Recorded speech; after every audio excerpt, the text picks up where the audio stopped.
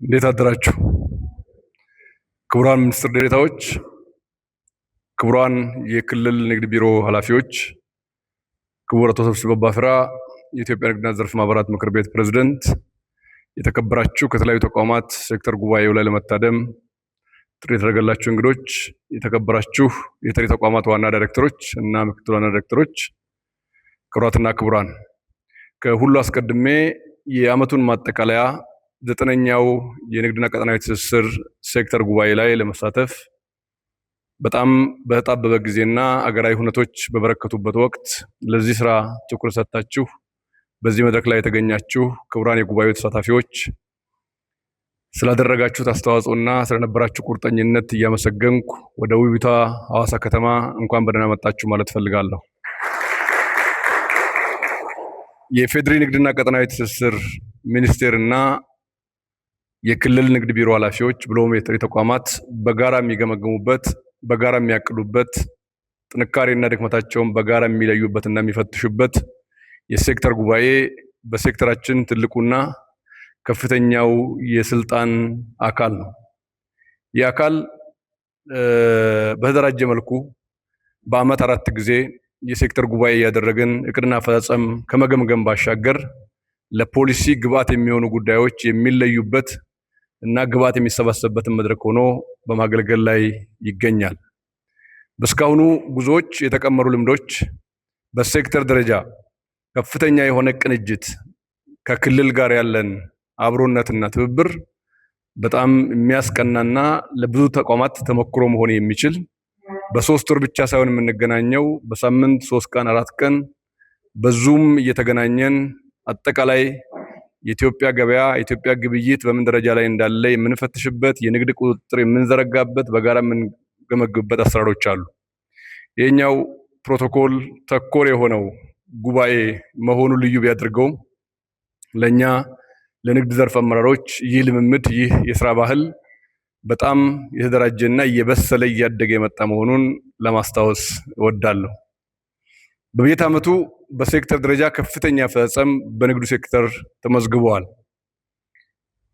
በንግዱ ሴክተር በአበይት ዋና ተግባራት የተመዘገበው ውጤት እንደተጠበቀ ሆኖ የተቋም ግንባታ ስራዎቻችንን ብሎም መንግስት በ2030 የዲጂታል ትራንስፎርሜሽን ያስቀመጣቸውን ውጥኖች ለማሳካት የሚያስችሉ ሰፋፊ ግልጋሎቶችን ኦንላይን የማድረግ ዲጂታል ግልጋሎቶችን የማስፋት ስራዎች ከወትሮ ተጠናክሮ የቀጠሉበትና በሚኒስቴር መስሪያ ቤቶቻችንና ተጠሪ ተቋማት ደረጃ በፌዴራል ደረጃ በአሁኑ ጊዜ ሁሉም አገልግሎቶች በኦንላይን ሰርቪስ ፍሮንት ላይን ሰርቪስ ኦንላይን በሚሆኑበት ደረጃ የጨረስ ከመሆኑ ጋር ተያይዞ ለመላው የንግድ ማህበረሰብና ግልጋሎቱን ለሚሹ ዜጎች ሁሉ ዘመን የዋጀ ሰርቪስ የምንሰጥበትና 2019 ያሰብናቸውን ምቹ ሁኔታዎች ከተቋም ግንባታ ጋር እያይዘን የሰራንበት በመሆኑ ዓመቱን ልዩ ያደርገዋል። በዚህ ብቻ ሳንታጠር የተቋማዊ ሪፎርም ስራዎቻችን የንግድ ሴክተር ሪፎርም ብለን የጀመርነው ስራ ሙሉ ዓመት ሰርተን በአሁኑ ጊዜ ዌፍቱ ከገቡት ተቋማት መካከል በግንባር ቀደምትነት የሚጠቀስ ነው። ተቋማችንና ተቋማቶቹ በእርግጠኝነት ወደ ሙሉ ትግበራ በዚህ ዓመት መጀመሪያ ሩብ ዓመት የምንገባ ነው የሚሆነው። ይህንኑ ተሞክሮ ለክልሎችም በሚሆን ደረጃ የንግድ ሴክተር ሪፎርም በደረጃ አግባብ እንዲመራ የሚያስችል ስራዎች ተከናውነዋል። ከዋና ስራዎች አንጻር በበጀት ዓመቱ 3.3 ሚሊዮን ገደማ ዜጎችን የተለያዩ የንግድ አገልግሎት ስራዎችን በኦንላይን ትሬድ ሬጅስትሬሽን ላይሰንሲንግ ሲስተም እንሰጣለን ብለን አቅደን 3.4 ሚሊዮን ገደማ ህዝብ ተደራሽ ማድረግ የቻልንበት እቅዱን ከ100% በላይ መከወን ብቻ ሳይሆን አገልግሎቱ ከጊዜ ወደ ጊዜ እየደረጀ የመጣበት ሁኔታ ማየት ይቻላል። ይህ ስራ ከክልል ጋር ተባብረን የሰራነውና ያሳካነው ትልቁ የቤት ስራችን ነበር ብሎ መውሰድ ይቻላል። በሰጠነው ግልጋሎት የንግዱ ማህበረሰብ እርካታ ለማረጋገጥ በኦንላይን በተደረገው የእርካታ ሰርቬ 96% ገደማ እርካታ ማረጋገጥ የተቻለበት ሁኔታ መኖሩ ይበል የሚያሰኝ ቢሆንም ለዚህ ለተገኘው ጉባኤተኛ ማስተላለፍ የምፈልገው ነገር 4% ለምንድን ነው የሆነው የሲስተም መቆራረጥ ምናምን እያልን መቀጠል የለብን ወደ 100 ማደግ አለብን የሚል ቁጭት ይዘን የምንወጣበት ሊሆን ይገባል ብዬ አስባለሁ።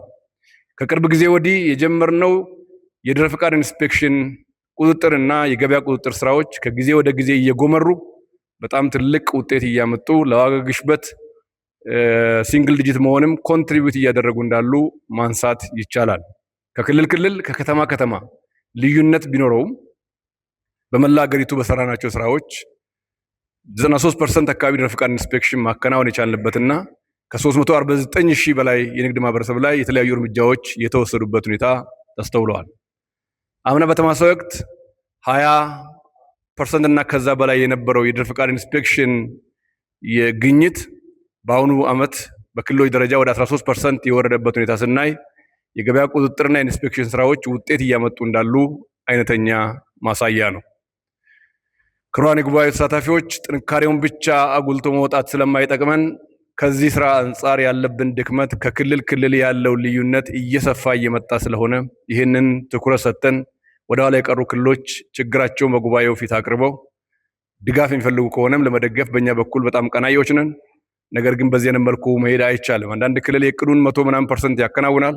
አንዳንዱ ዜሮ የሚሆንበት ምንም አውድ ሊኖር ስለማይችል ይህን ጉዳይ እንደምትፈትሹት ለማሳሰብ ወዳለሁ። በግብይት መሰረተ ልማት ማረጋገጥ ደረጃ በተለያዩ ሞዳሊቲዎች በግብይት መሰረተ ልማት ስትራቴጂያችን ላይ በግልጽ እንዳመላከት ነው የቅዳሜና እሁድ ገበያን ቁጥርና ጥራት ማስጠበቅ እንደተጠበቀ ሆኖ የአካባቢ ገበያዎችን ደረጃ ማሻሻል፣ የአካባቢ ገበያዎችን ካርታና የመሬት ይዞታ የማረጋገጥ በመንግስትም በፓርቲም ትኩረት ሰጥቶ አቅጣጫ የተቀመጠበት ጉዳይ በዘንድሮ ዓመት ፍንጭ የሚሰጥ መስራት እንደምንችል ምልክት የሚያሳዩ ስራዎች ተከናውነዋል። የቅዳሜና እሁድ ገበያ በመላ ሀገሪቱ 805 ተጨማሪ ቅዳሜና እሁድ ገበያዎችን የጨመርን ሲሆን ይህ አፈጻጸም ከ2 ዓመት በፊት በ3 እና 4 ዓመት የከወነውና ድምር ውጤት እንደነበረ ማስታወስ ተገቢና ጠቃሚ ይሆናል ብዬ አስባለሁ። እነኚህ ስራዎች በክልል ደረጃ ይሁንም ብለን የሰራናቸው ስራዎችና ውጤት ያመጣንበት በእነኚህ ገበያዎች ከ15 እስከ 30% የዋጋ ቅናሽ ማቅረብ የቻልንበት ምርቱና ጥራቱ ብሎም ደህንነቱ የተረጋገጠ ምርት ለገበያ ማቅረብ የቻልንበት ስለሆነ እነኚህ ስራዎች የ2019 ስራዎቻችን አካል ሆነው የሚቀጥሉ መሆኑን ማሳሰብ እወዳለሁ። ነገር ግን በዚህ ስራም ሌሎቹ ጉዳዮች ሁሉ እየተስተዋለ ያለውና በዚህ ጉባኤ መፈተሽ ያለበት ጉዳይ በቅዳሜና እሁድ ገበያ ባደረግናቸው ሰደን ሱፐርቪዥኖች የሚለጠፉ ዋጋዎች ተግባር ላይ የማይውሉ በተለጠፈው ዋጋ ሸማቹ ግልጋሎት እንደማያገኝ አንዳንድ ቦታዎች ላይ ያየን ስለሆነ በዚህ ጉባኤ በጥልቀት ገምግመንና ፈትሸን የሚለጠፉ ዋጋዎች ተግባራዊ መደረጋቸውን የመከታተልና ለህዝባችን እውነተኛ አገልግሎት የምንሰጥበት ዓመት እንዲሆን አበክረን መወያየት ያለብን ይመስለኛል። ከውጭ ንግድ ገቢ ግኝት አንጻር በበጀት ዓመቱ ኢትዮጵያ ትልቅ ሪከርድ የሰበረችበትና የረዥም ጊዜ መሻቷንና ጉጉቷን ያሳከችበት ዓመት ነው የነበረው። 9.4 ቢሊዮን አሜሪካን ዶላር ገቢ እናገኛለን ብለን በበጀት ዓመቱ የተረጋገጠና የጣራው የኤክስፖርት ግኝት 11 ቢሊዮን 195 ሚሊዮን ወይም የቅዱን 119.15% ሆኖ ተከናውኗልና እንኳን ደስ ያላችሁ ማለት ፈልጋለሁ።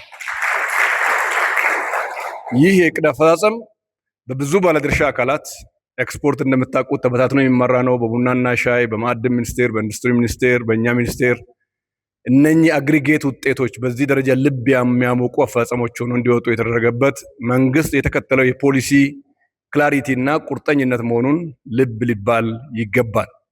ይህን አፈጻጸም ስንዘክር ከመጣንበት አንጻር ጥሩ ነው ብንልም ከኢትዮጵያ ፖቴንሻልና የማድረግ አቅም ጋር ሲነጻጸርና ሲሰናሰል ግን አሁንም ኤክስፖርት ገና ነው።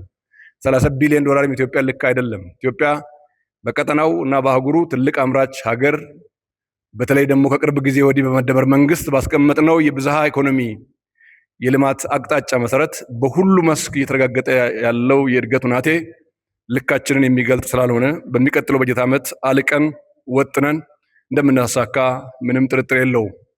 ሚኒስቴር መስሪያ ቤቱ የሚከታተላቸው ምርቶችም ምንም እንኳን የጥራጥሬና ቅባት እህል ምርቶች የዓለም ፍላጎትና የዓለም ዋጋ የወረደበት በጣም ለጥራጥሬና ቅባት እህል ክፉኛ ዘመን ተብሎ የሚታወቅ ቢሆንም በተደረጉት ክትትልና ጥንካሬ ሚኒስቴር መስሪያ ቤቱ 850 ሚሊዮን አሜሪካን ዶላር ገቢ ከሁሉ ግብርና ምርቶች ከሚከታተላቸው ማስገኘት ችለዋል። ይህም የቅዱን 83% ሆኖ ተጠናቋል። ከዚህ የምንማራቸው ጉዳዮች የኢትዮጵያ ፖቴንሻል ልክ እየሆኑ ያሉት የዛሬ 2 ዓመት የቁም እንስሳት ገቢ ግኝታችን 18 ሚሊዮን አሜሪካን ዶላር ነው የነበረው ዓመቱን ሙሉ። ዘንድሮ 66.5 ሚሊዮን አሜሪካን ዶላር መሆን ችለዋል። ይሄ በራሱ ዝም ብሎ የመጣ ውጤት አይደለም። ሚኒስቴር መስሪያ ቤቱ ይሁነኝ ብሎ ፈንድ መድቦ ገንዘብና በጀት አፈላልጎ በመላ ሀገሪቱ ከ10 በላይ የሁለተኛ ደረጃ የቁም እንስሳት ግብይት ማዕከላት እያደራጀ ወደ ስራ እያስገባ ያለበት ሁኔታ ኤክስፖርት ላይ ውጤት እያመጣ ያለ መሆኑን ማንሳት ጠቃሚና ተገቢ ይሆናል ብለን እናስባለን። ከኤክስፖርት ብዝሃነት ማረጋገጥ አንጻር በየጊዜው የኢትዮጵያ አቅም የሆኑ ነገር ግን ወደ ገበያ ያልቀየርናቸውን ጉዳዮች እነ በቆሎ ወደ ምርት የገቡበትና ወደ 29 ሚሊዮን ዶላር ማግኘት የተቻለበት ይህ አፈጻጸም በራሱ ትልቅ ሆኖ ሳይሆን ይሁንም ብለን ከሰራንበት ትልቅ ውጤት እንደምናመጣ ጥሩ ምልክት የታየበት መሆኑን ለማንሳት እፈልጋለሁ። ክቡራን የጉባኤ ተሳታፊዎች፣ በሌላው በኩል በሴክተር ደረጃ ያረጋገጥነው ትልቅ አፈጻጸምና ሀገርን በኩራት ካባ ሊያጎናጽፍ የሚችለው አፈጻጸም ለዘመናት ተንሰራፍቶ የቆየው ለ22 ዓመታት ቆሞ የነበረው የዓለም ንግድ ድርጅት ድርድር ሚኒስቴር መስሪያ ቤቱና ሴክተሩ በሰጠው ልዩ ትኩረትና ያለ እንቅልፍ 7/24 በሰራው ስራ በ22 ዓመት 4 የስራ ላይ ቡድን ስብሰባ ስናደርግ በአንድ ዓመት ጊዜ ብቻ 3 የስራ ላይ ቡድን ስብሰባን በማከናወን በዓለም የንግድ ሚኒስትሮች መድረክ ላይ ኢትዮጵያ ትልቅ እውቅና የተቸራት በመሆኑ ይህ ሴክተር ጉባኤ የራሱ አፈጻጸም ስለሆነ ለዚህ ስራ እውቅና እንድትሰጡ በአክብሮት ጠይቃለሁ። ይህ ስራ እንደ ኤክስፖርቱ ሁሉ የብዙ ባለድርሻ አካላት ትብብር ቅንጅት የሚጠይቅ ቢሆንም ይሁንም ብለን ቀን ከሌሊት በሰራነው ስራ አገራችንን በዓለም መድረክ መደራደር የምትችል ማድረግ የምትችል ጥቅሟን የምታውቅ ጥቅሟን የለየች በጥቅሟ ዙሪያ ተደራድራ የራሷን ጥቅም ማስጠበቅ እንድትችል ለማድረግ በባለብዙ ወገንም በሁለትዮሽ መድረክ በጣም ብዙ ልፋት የጠየቁ ስራዎች ተከናውነዋል። እግዚአብሔር ከፈቀደ በቅርብ ጊዜ የዓለም ንግድ ድርጅት አባል እንደምንሆን ፍንጭ የሚሰጡ ጉዳዮች አሉ። በትኩረት መስራት ግን የሚጠይቅ ስራ ነው። ሁለተኛው በበጀት ዓመቱ ትልቅ ስራ ያከናወንበት የአፍሪካ ነፃ ንግድ ቀጠና የእቃዎች ንግድ የጀመርንበት ነው። የእቃዎች ንግድ ሙከራ ጥቅምት ወር ላይ ስንጀምር ክቡር ምክትል ጠቅላይ ሚኒስትር በተገኙበት ይህ ስራ ብዙም ይገፋል የሚል ነገር አልነበረም። በብዙ ስኮላርስ እና የሴክተሩ ተዋንያን ደረጃ በአፍሪካ ነፃ ንግድ ቀጠና እንደምንጎዳና ነፃ ንግድ አትራፊ እንዳልሆነ ሲነገር የነበሩትን ዲስኩሮች ሁሉ የሰበረ አፈጻጸም ተገኝቷል። 23 ሚሊዮን ዶላር ተርኖቨር በአፍሪካ ነፃ ንግድ ቀጠና የእቃዎች ንግድ የተመዘገበ ሲሆን ከዚህ ውስጥ 15 ሚሊዮን ዶላሩ ወይም ከፍተኛ የሆነው አፈጻጸም የኛ ኤክስፖርት ወደ ሌላ ሀገር ያደረግነው ሆኖ ተመዝግቧል። ይሄ ማለት 8 ሚሊዮን ዶላር ኢምፖርት አድርገናል፣ 15 ሚሊዮን ዶላር ልከናል፣ 7 ሚሊዮን ዶላር ፖዚቲቭ ሪተርን ያለው ስራ ሆኖ ተስተውሏል። ይህንን ስራ ማላቅ፣ ማብዛት፣ ማስፋት ከኢትዮጵያ ፖቴንሻል ጋራ ማነጻጸር ያስፈልጋል። በሚቀጥለው በጀት ዓመት 100 ሚሊዮን ዶላር ገደማ በዚህ ስራ ይገኛል ብለን እናስባለን። ይህን ለመስራት የሚያስችል ውጥን የምናከናውንበት ዓመት ይሆናል። በሌሎች ስራዎች በጥራት ቁጥጥር፣ በገበያ ቁጥጥር፣ በፋብሪካ ምርቶች ቁጥጥር በጣም የላቀ ስራ ተሰርተዋል። በበጀት ዓመቱ ከሰራናቸው ስራዎች በፌዴራል ደረጃ ተማክሎ የነበሩት እነኛ አገልግሎቶች ወደ ክልል እንዲወርዱ ለማድረግ የሚያስችል ሰፊ የአቅም ግንባታ ስራዎች የተከናወኑበት፣ ስልጠና የሰጠንበት፣ ፋብሪካዎቹን የለየንበት፣ የምርት አይነቶቹን የለየንበትና በበቂ ትጥቅ አስታጥቀን ወደ ክልል ያወረንበት ስራ ስለሆነ ክቡራን የክልል ንግድ ቢሮ ኃላፊዎች በ2019 ከሚኖራችሁ ተልዕኮ ዋነኛውና ቀዳሚው የጥራት ቁጥጥር፣ የፋብሪካ ቁጥጥር፣ የገበያ ምርት ቁጥጥር ስራዎች በጠናከረ መልኩ የጥራት ጉዳይ አስኳሉ ክልል መሆኑን አውቃችሁ ከክልልም ወረድ ብሎ ወረዳና ከተማ መሆኑን አውቃችሁ በየደረጃ ያለውን የንግድ አመራርና ፈጻሚ የማብቃት የማስታጠቅ ስራ እንድታከናውኑ ከወዲሁ ጥሬን ማቅረብ እፈልጋለሁ። ነገር ግን በፌዴራል ደረጃ ብቻ ተማክሎ የሚቀመጥ የገቢና ወጪ ምርት ጥራት ቁጥጥር በተመለከተ በብዙ ሚሊዮን ሜትሪክ ቶን የሚሆኑ ምርቶች ጥራታቸው ተረጋግጦ ወደ ሀገር እንዲገቡ ተደርገዋል።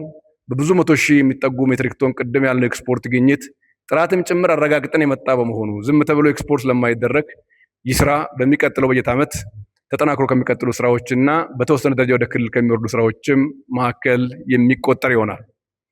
እነኚህን የአሁን እስካሁኑ ንግዶች በአዲሱ የንግድ አውድ ወይም ኢኮሜርስ ተብሎ የሚታወቀው ወይም ኤሌክትሮኒክ ንግድ በሚባለው ደረጃ ስራ ለመጀመር የወጪና ገቢ ንግዱንም የሀገር ውስጥ ንግዱንም በሱ ለመተካት የሚያስችሉ ሰፋፊ ስራዎች አከናውነናል። በሚቀጥሉ ጊዜያት ፉል ፍሌጅድ የሆነ የኢኮሜርስ ስራ የምንጀምርበት ዓመት ይሆናል ተብሎ ይታሰባል።